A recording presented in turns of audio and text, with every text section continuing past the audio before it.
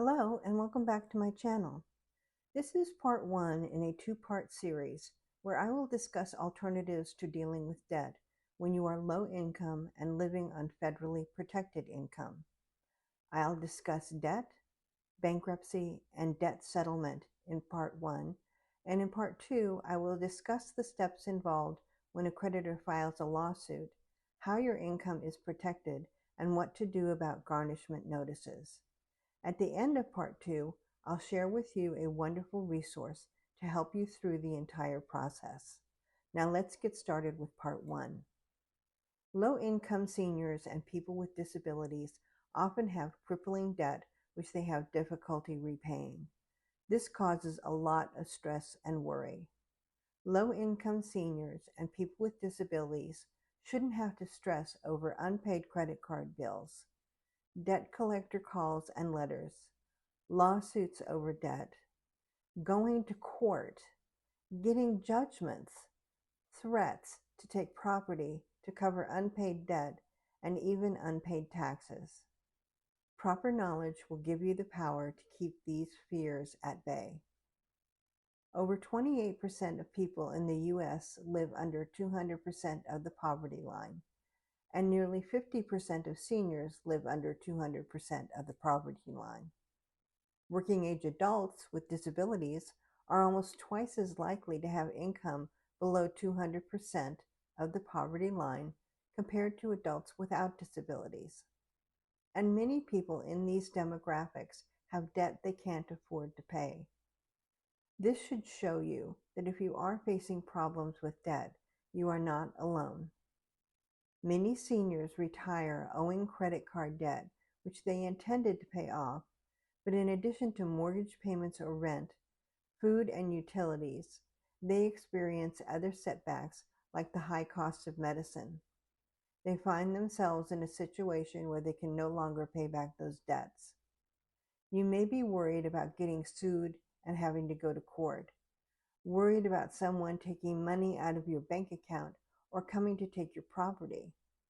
You may be dealing with incessant phone calls or letters from debt collectors. It creates a very stressful situation.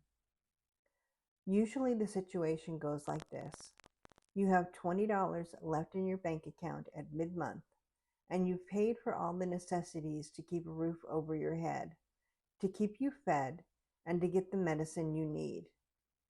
But you've got a $2,000 credit card balance and you can't make that monthly payment. So they give you a phone call. Not just one phone call, but a phone call every single day. It's incessant. You may answer the phone and explain that you just can't make a payment, and the debt collector will hound you about when you think you'll be able to pay. Some will even go so far as to suggest you ask family and friends for money. Then they go a step further and say if you don't start making payments, a judgment may be filed against you. If you stop answering the phone, they will begin to send you letters, each more threatening than the last. They are doing their best to scare you into making a payment. And even if you are somehow able to make a payment, what do you do without?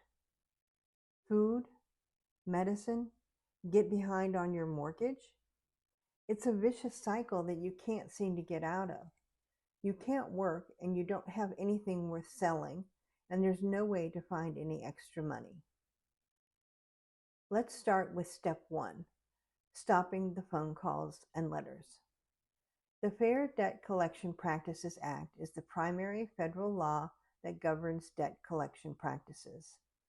The Act prohibits debt collection companies from using abusive, unfair, or deceptive practices to collect debts from you.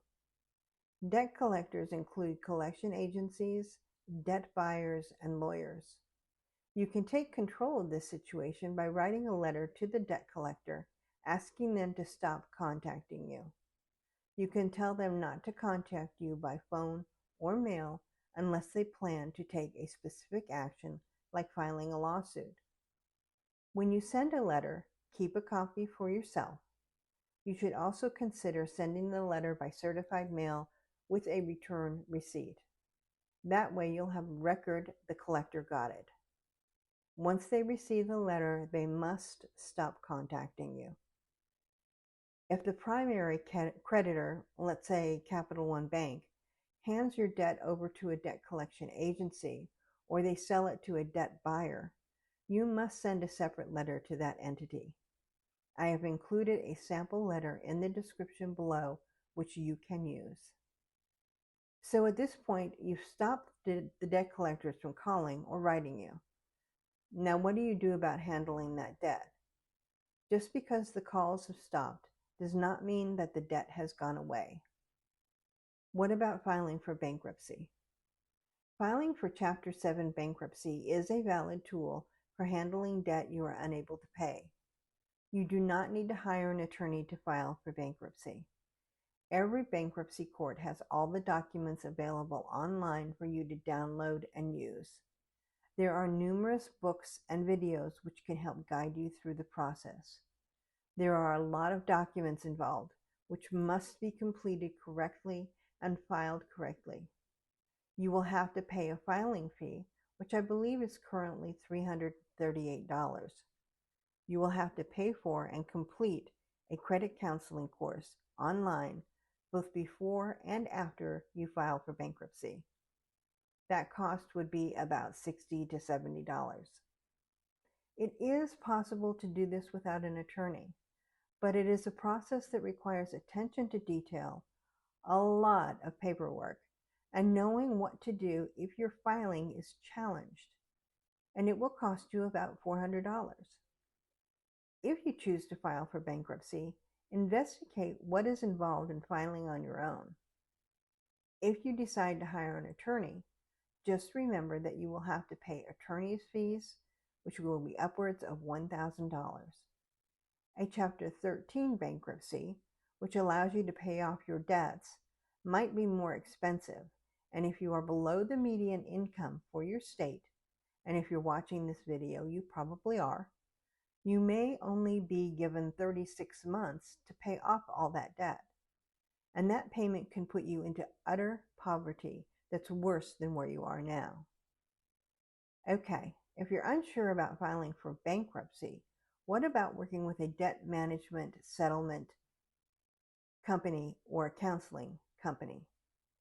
If you are past due on a debt, you already probably are receiving mail from debt settlement and credit counseling companies saying they can help you.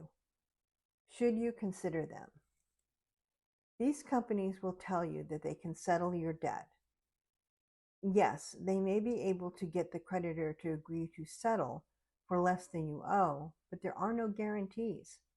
You could very well still have to pay the full balance, just spread out over a longer period of time, costing you more in the long run.